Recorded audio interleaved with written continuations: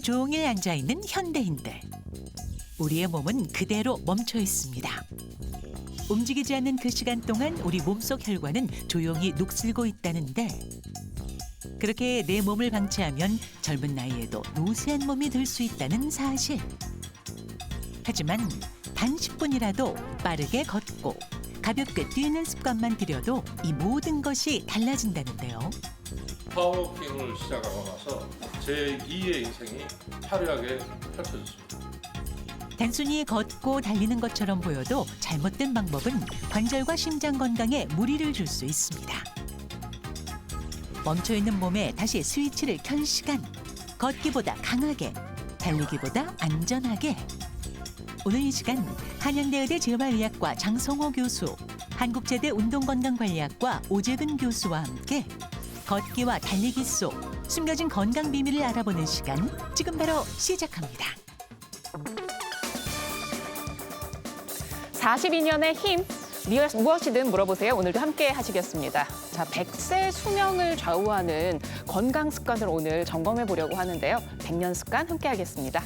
요새 날씨가 또 선선하고 하니까 밖에 나가서 걷기도 좋고 네. 게다가 요새 달리기가 진짜 열풍이잖아요. 근데 그냥 많이 걷고 막 오래 달린다고 해서 좋은 게 아닙니다. 내 몸에 맞는 방법을 찾는 게 중요하다고 하더라고요. 맞아요. 요새 하도 너나 없이 다 달려서 저도 좀 뛰어봐야 하나 네. 하는 생각이 들긴 했는데 뭐가 저한테 잘 맞을지 모르잖아요. 걸을지 달릴지 아니면 그냥 말지 고민하시는 분들 오늘 끝까지 함께해 주시기 바랍니다. 나에게 꼭 맞는 유산소 운동 다 같이 찾아보도록 하죠. 자, 그럼 그 전에 걷기와 달리기에 대한 상식이 어느 정도인지부터 한번 확인을 해보겠습니다. 단도직입 OX 퀴즈 문제 주시죠. 걸음은 건강 신호등, 걷는 것만 봐도 질병을 알 수 있다. OX 뭘까요? 이건 당연히 옵니다. 왜냐면 이제 저희 부모님이 이른이 넘으시다 보니까 여기저기 편찮으신 데가 한두 군데씩 나오시잖아요. 그러다 보니까 걸음걸이가 좀 느려지시는 것 같더라고요. 맞을까요? 네, 정답은 O가 맞습니다. 와, 잘하셨어요. 그러니까 와우. 이게 걷는 게 정말 쉬운 게 아니거든요. 네. 왜 그러냐면 저희 뭐 소나 말 같은 짐승들을 보면은 새끼 태어나자마자 바로 일어나가지고 이렇게 돌아다니는 걸 볼 수가 있는데요. 사람은 못 걸습니다. 사람은 보통 돌까지는 이제 네 발로 다니다가 겨우 서서 걷게 되는데요. 그만큼 이게 걷는 게 어려운 건데요. 그렇게 일단 걷기 시작한 다음부터 이게 수백 번, 수천 번, 수만 번을 반복을 하게 되면은 네. 이게 머리부터 이 다리까지 내려가는 이 신경망에 청사진처럼 찍힙니다. 이게 찍히게 되면 그 다음부터는 그 도로 따라가지고 알아가지고 신호가 내려가기 때문에 우리가 특별히 걷는 거에 신경을 쓰지 않아도 잘 돌아다닐 수가 있는 거거든요. 근데 이 신호등이 이 신호가 지나가는 길에 어떤 문제가 생겼다, 네. 막혔다, 뭐 어디가 꼬였다 네. 이렇게 되면 당연히 제대로 못 걷게 되겠죠. 그러니까 아주 사소하게 나타난다 그러면 노란불처럼 우리가 이거는 병원에 가봐야 되겠다. 빨간불처럼 이건 빨리 치료를 해야 되겠다. 이런 식으로 쉽게 알 수가 있는 거고요. 이게 간단하면은 애기들 걸음마 하는 것처럼 이제 걷는 게 약간 이상해지는 거고요. 심하면 아예 애들 처음 난 것처럼 못 일어나는 그런 수가 생기니까 걸음걸이 잘 보셔야 됩니다. 그렇군요. 그럼 실제로 질병의 신호가 되는 걸음걸이 어떤 게 있을까요? 뭐 여러 가지가 있는데요. 뭐 제일 흔한 것 중에 하나가 저렇게 점점 느려지는 거거든요. 작년보다 점점 걷는 속도가 느려진다 이런 경우에는 뭐 노화와 관계 있는 근감소증 이런 거일 수도 있고요. 아니면 실제 근육병 같은 게 있어가지고 이렇게 되는 경우도 있습니다. 그리고 이제 흔한 것 중에 하나가 이제 처음에 잘 못 걷다가 실제 걸을 때도 이제 종종 이렇게 걷는 그런 경우는 뭐 파킨슨병이 아주 그러니까 특이한 그런 이제 걸음걸이 중에 하나가 되겠고요. 그다음에 걸을 때 한쪽 다리에 이제 좀 약간 끌리는 경우 있어요. 한쪽 다리가 질질 끌리는 경우는 대부분 아까 얘기한 신경에 문제가 생기는 경우이고요. 그런 경우 뭐 뇌경색이라든지 뭐 디스크라든지 아니면 다리 쪽에서 신경이 눌렸다든지 하는 식으로 어떤 식으로든지 신경이 눌리게 되면 이제 다리가 끌리는 경우가 있고요. 그리고 마지막으로는 좀 쩔뚝거리는 다리를 전다 그러죠. 쩔뚝거리고 이렇게 걷는 그런 분들은 물론 여러 가지 원인이 있을 수 있겠지만은 관절에 문제가 있는 경우 아니면 이제 관절 쪽에 통증이 있는 경우에 보통 그렇게 많이 걸으십니다. 그럼 특별히 부모님이나 같이 사는 배우자 중에 이것만은 꼭 체크해야 된다 하는 걸음걸이 있을까요? 근데 이게 이제 저거는 이제 저희 같은 전문가들이 보기엔 딱 알 수가 있는데 네. 집에서는 잘 알 수가 없잖아요. 그런 경우에 이제 같이 사시는 분들 봤을 때 한 두세 가지 정도를 이제 확인을 해보시면 돼요. 첫 번째는 작년이랑 비교를 해보세요. 네. 뭐 작년 추석 때는 잘 식당 같은 데 다니셨는데 올 추석 때는 영 계속 뒤에 처지시더라. 이런 경우에 뭔가 문제가 있는 경우니까 병원에 한번 가보시는 게 좋고요. 네. 두 번째는 오른쪽이랑 왼쪽을 비교해 보세요. 걸을 때 아까 제가 좌우가 차이가 나는 문제가 생긴다고 말씀을 드렸잖아요. 네네. 오른쪽 왼쪽 한쪽이 뭐 어깨가 떨어진다든지 한쪽이 허리가 약간 돈다든지 아니면 다리가 약간 전다든지 이런 경우도 역시 병원에서 확인을 해봐야 되고요.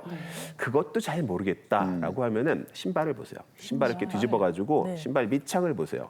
밑창을 보면은 보통 그렇게 좌우가 밸런스가 안 맞는 분들은 신발 밑창이 똑같이 닳지가 않습니다.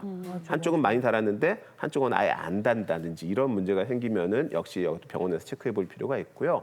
애들 같은 경우에는 보통 뒤에가 닳는 게 정상인데 네. 이 신발 중간이 닳는 경우도 있어요. 오. 그러니까 그런 경우에는 애들 이제 신발 좀 질질 끌고 다니는 경우가 그런 경우가 있어가지고요. 그런 경우도 교정을 해주실 필요가 있겠습니다. 네, 이렇게 평상시 걸음걸이 변화를 잘 확인을 해 주셔야겠습니다. 자, 그럼 단도직입 OX 퀴즈 두 번째 문제 나갑니다. 만보 걷는 내가 허리 아픈 이유는 제대로 못 걷고 있기 때문이다. OX. 이거는 뭘까요? 당연히 X입니다. 왜냐면은 네. 만보 걷는데 아픈 이유는 이게 네. 덜 걸어서 그래요. 어이구, 이런 분들은 12,000보씩 걸어보세요. 혹독하네요. 네, 괜찮죠? 맞죠? 굉장히 위험합니다. 죄송합니다. 네, 정답은 O인데요. 우리가 만보를 채워도 다리를 질질 끌면서 걷거나 아니면 그 비틀어진 채로 걷게 되면 오히려 걸을수록 허리나 무릎에 부담이 가중되고 피로가 가중이 되어서 오히려 몸에 해롭게 됩니다. 그래서 중요한 것은 얼마나 많이 걷느냐가 아니라 얼마나 제대로 걷느냐가 중요한데요. 만보를 걷고 나서 몸이 아프다. 그러면 내가 바르게 걷고 있는지를 꼭 자세를 체크를 하시고요. 그리고 하체 근력 강화 운동이라든지 아니면 체중 부하가 가지 않는 운동을 병행하는 것이 좋습니다. 또 이제 한 가지는 이제 우리가 이제 걷고 나면 이제 보통 개인 체력에 따라서 꼭 만보를 이렇게 채울 필요도 없습니다. 그러니까 개인 체력에 맞춰서 하루에 30분 주후에 바른 자세로 걷기만 해도 건강 효과가 높아진다는 보고가 있기 때문에 너무 만보에 집착하지 않으시길 바랍니다. 그래요. 이 많이 걷고 나서 뭐 무릎이나 허리 아프다고 하시는 분들이 참 많은데요. 그러면 통증을 부르는 나쁜 자세 어떤 게 있을까요? 네, 주로 이제 구부정하게 걷고 삐딱하게 걷는 것을 비대칭 걸음이라고 하는데요. 이렇게 비대칭 걸음으로 계속 걸으시게 되면요. 허리나 무릎이나 이런 데 부담을 많이 주게 됩니다. 그래서 골반이나 스트레스가 가해져서 걷기만 해도 저렇게 통증을 유발하게 되기 때문에 주의를 하셔야 되고요. 예. 그리고 이제 또 하나는 이제 팔자 저렇게 팔자 걸음 걸으시죠. 양발이 15도 이상 바깥쪽으로 부러지는 건데요. 허리가 앞으로 점차 굽어지면서 발 바깥쪽에 체중이 쏠려서 계속 걷게 되면 요통을 유발하게 됩니다. 안짱 걸음은 반대로 15도 이상 안으로 발이 굽어지는 건데요. 네. 이 오므린 상태로 걷게 되면 무릎에 더 부하가 가해지면서 걸으면 걸을수록 무릎에 통증도 생기고 또 몸의 피로가 쌓이게 되는 이 하체의 피로가 몰리게 되는 이런 현상이 생기게 됩니다. 네. 자, 그래서 저희가 오늘 스튜디오에 특별히 제대로 걷는 방법을 배우고 싶다는 분을 모셨거든요.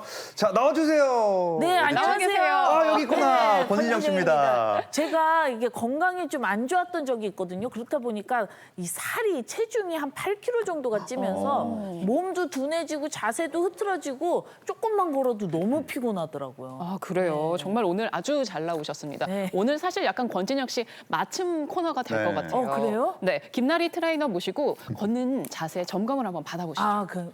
그래요. 건강을 위해서라면 뭐든지 해야죠. 안녕하세요. 트레이너 선생님. 걷는 거 네. 한번 네. 보여주세요. 걷는 거 원래 제 평상시에 걸으시던 대로 네네네. 한번 걸어볼게요. 평상시대로 걷는 거요? 네, 평상시대로. 네. 이렇게 터덜터덜 걸었던 것 같아요. 저는 좀 이렇게. 약간 그런 느낌이 있네요. 그죠? 네. 터덜터덜. 아니, 웃길라 그러는 거 아니고. 자, 우리 걸을 때도 그렇고 척추가 굉장히 중요한데요. 몸에서 네. 기둥 역할을 하기도 하고요. 그 회전축을 만들어서 팔다리 앞으로 추진력을 만들기도 해요. 네네네. 네, 그래서 어때요? 많이 안 좋아요? 네, 제가 한번 시범을 보여볼게요. 네, 많이 심각한가 봐요. 웃음기가 없어지시는 거 보니까. 네.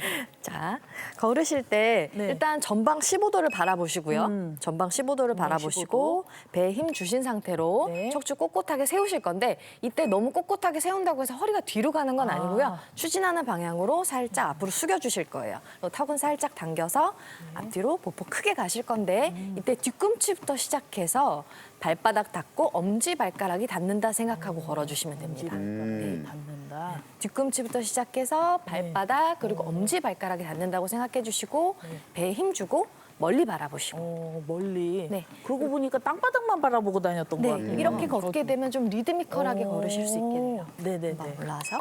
네. 한번 해볼까요? 네, 조심히 올라가세요. 자, 과연 얼마나 달라졌을지. 리듬 잊지 보여줄게 마세요. 완전히 달라진 나 보여드릴게요. 출발! 네. 아, 기계가 출발을 안 하네요. 네. 멀리 보고. 네, 멀리 바라보시고 멀리 조금만 보고. 상체 앞으로 살짝 앞으로 가는 방향으로 숙여주시고. 아, 가는 방향으로. 자, 지금 보면 무릎이 좀 많이 구부러지는데요. 허벅지 네. 앞에 힘을 주면 아. 엉덩이에도 힘이 들어가고 무릎도 그러네요. 완전히 펴지실 거예요. 아, 뒤꿈치부터 저는 닿는 거 여기에 아주 힘 좋고요. 들어가는 거를 40년 동안 몰랐어요. 네. 아, 요렇게. 네. 그리고 약간 걸을 때 약간 팔자 느낌이 있는데 맞아요. 저 팔자예요. 네, 이때 교정 방법은요. 네. 약간 바짓단을 스치듯이 걷는다 생각하시고 바짓단을 걸어주시면 스치듯이 걷는다. 네. 근데 좀 훨씬 리드미컬하게 변한 것 같은데 네. 근데 숨은 어떻게 쉬어야 되나요, 선생님? 숨은요. 네. 일단 기본적으로 코로 들이마시고 입으로 내쉴 건데 두 걸음에 들이마시고 두 걸음에 내쉰다고 생각해 주시면 돼요. 네. 잘하고 아까보다 있는 훨씬 걸까요? 힘차 보이는데요. 아, 네. 그래요? 이제 사람 같아요? 네. 이렇게 걸으시면 네. 발목이나 무릎에 부담 없이 관절염 위험 없이 효율적으로 걸으실 수 있습니다. 네, 확실히 처음에 네, 봤을 때보다 많이 달라졌네요. 자리로 모시겠습니다. 네. 자세가 훨씬 달라졌으니까 이제 자리로 꼿꼿해지셨어요. 가볼게요. 감사합니다. 터덜터덜한 느낌이 많이 없어지고 아니 오늘 출연료 받는 게 아니라 강습비를 내고 가셔야겠는데. 입금해 드릴게요. 네.